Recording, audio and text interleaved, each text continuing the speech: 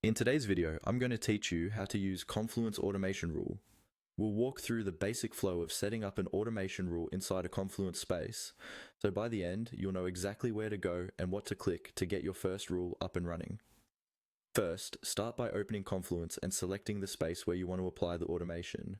This is important because automation rules are usually configured at the space level. Make sure you're in the correct space so that your rule affects the right pages and content. You can choose any space you have access to, such as a product space, documentation space, or internal team space. Once you're inside that space, look toward the top right corner of the screen for the More Actions menu, which is often represented by 3 dots. Click on those 3 dots. This menu is where Confluence hides many of the more advanced options and configuration tools, so it's a good place to remember for future tweaks and settings as well. From the drop-down that appears, find and click on Space Settings. This will take you to a dedicated settings area specific to the space you selected.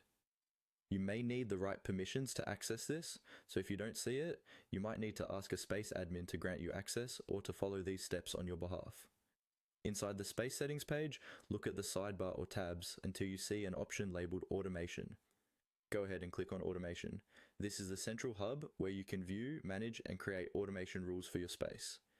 Think of it as the control panel that lets Confluence handle repetitive tasks for you. Once the automation screen loads, you'll see a list or library of rule templates. These templates are pre-built automation recipes designed for common use cases, like sending notifications, managing labels, or keeping pages in sync. Browse through the available templates and select the one that best matches what you want to achieve. Choosing a template is usually the fastest way to get started, rather than building a rule from scratch. After you select a template, simply follow the on-screen prompts. Confluence will guide you step by step through configuring the rule.